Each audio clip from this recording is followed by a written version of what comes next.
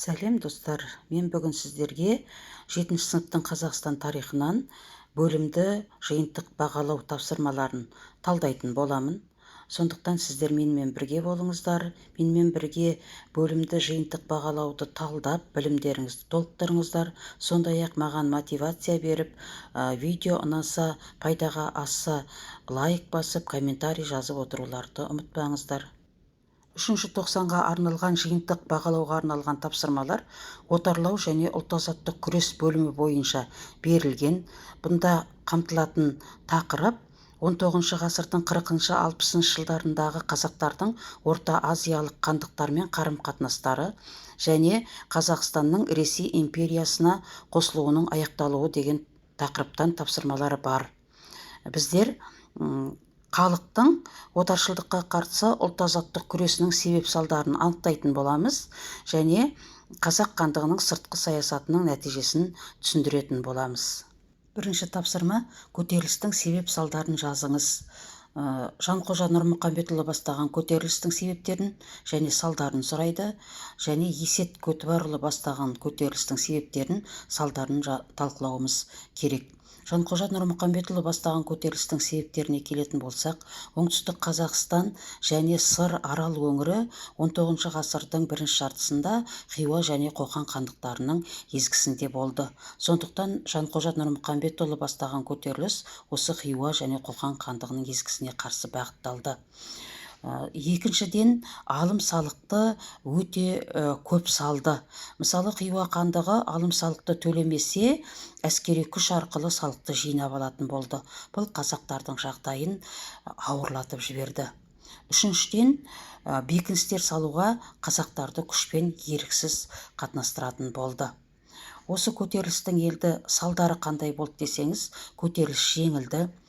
Көтеріліс жеңілгеннен кейін жазалаушы отряд көтерілісшілерді қуғындады, мал-мүлкін тартып алды, ауылдарды ойрандады. Есет Көтібарұлы бастаған көтеріліс себептері. Есет батыр Жанқожа Нұрмұқамбетұлы басқарған көтеріліске қатынасып, Хиуа менен Қоқан езгісіне қарсы белсене күрес жүргізді. Бірақ Есет батыр негізінен Ресей үкіметінің отарлық езгісіне қарсы күресті. Ресей үкіметі отарлық езгіні күшейтіп жіберді, алым салықты көбейтті, бекіністерді, мына Ырғыздың бойында, Торғайдың бойында, Сыр бойында бекіністерді көптеп салды. Сондықтан Есет батыр 1838 жылдан 1858 жылға дейін 20 жыл бойы Ресейдің отаршылдығына қарсы күресті. Бірақ Ресей үкіметімен 20 жыл күрескен Есет батыр ақыры Ресей үкіметімен бейбіт келісімге келді. Себебі Ресей үкіметінің тұрақты әскеріне қарсы тұру жеңіске жету мүмкін еместігін сезді. Енді бұл көтерілістің салдарына келетін болсақ, Ресей үкіметі Торғай, Ырғыз, Сыр өңірінің өздеріне қосып алды және шұрайлы жерлерді тартып алды. Осы жерлерге бекіністер салып, бағындырылған халыққа алым салықты көбейтті. Екінші тапсырма: қазақ хандығының Ресейге қосылу салдарынан орын алған өзгерістерді сипаттап кестені толтырыңыз дейді. Қазақ хандығы Ресейге 1865 жылы түгелдей қосылды, яғни Жетісу менен орталық Қазақстанды 1865 жылы түгелдей жаулап алды да, 1867 жылы бұны Түркістан генерал-губернаторлығына қосты. Сөйтіп, қазақ мемлекеті Ресейге түгелдей бағынышты болды. Енді осы кезеңде әлеуметтік салада қандай өзгеріс орын алды деп сұрап тұр. Яғни әлеуметтік салада округтерде ауруханалар ашылды және шешекке қарсы егу жұмыстары жүргізілді бұнда. Экономикалық салада егіншілік, отырықшылыққа бет бұрды, түтін салығы енгізілді. Осы түтін салығынан басқа қарашығын дегенде салықтар, қосымша салықтар болды. Ресей үкіметі Қазақстаннан өте көп салық жинап алды және оның бір бөлігін орталыққа жіберіп отырды. Саяси жағына келетін болсақ, қазақ мемлекеттілігінен айырылды, Ресейдің отарына айналды. Қазақтар амалсыздан Ресейдің билігін мойындады. Мәдени өзгерістерге келетін болсақ, жәрмеңкелер ашылды. 1848 жылы мысалы Қоянды жәрмеңкесі ашылды. Бұл жерде сауда-саттық жүргізілді. Тек қана сауда-саттық жүргізіліп қойған жоқ. Бұл жерде қазақ халқы өзінің өнері менен мәдениетін де паш етті. Сал-серілер өлең айтты, палуандар күресті, қазақ өнерін басқа елдерге танытты. Үшінші тапсырма 18 ғасырдағы қазақ хандығының сыртқы саясатындағы жағымды және жағымсыз өзгерістерді сипаттаңыз. Бұл жерде сұрап тұрғаны сыртқы саясатындағы өзгерістерді айтуымыз керек, ішкі саясат емес. Сыртқы саясат деген ол көрші мемлекеттермен басқа бөтен елдерменен қарым-қатынасын сұрап тұр.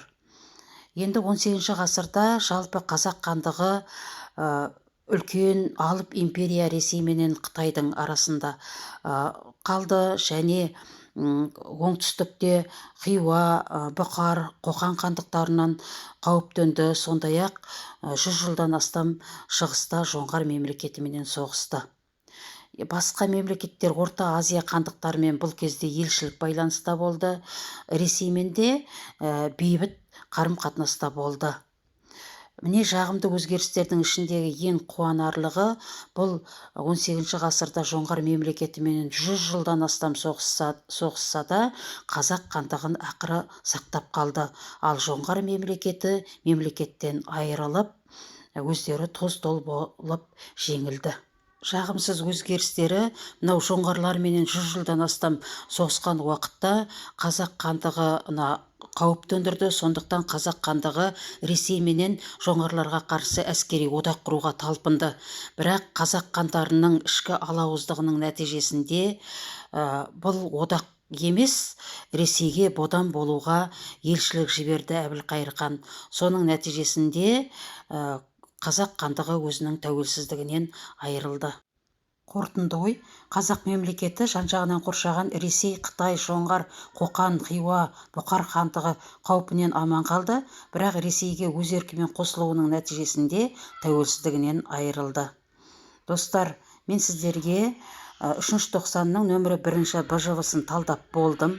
Сондықтан менің еңбегімді бағалап, маған мотивация беріп, видео ұнаса лайк басып достарыңызға таратуды ұмытпаңыздар. Сау болыңыздар.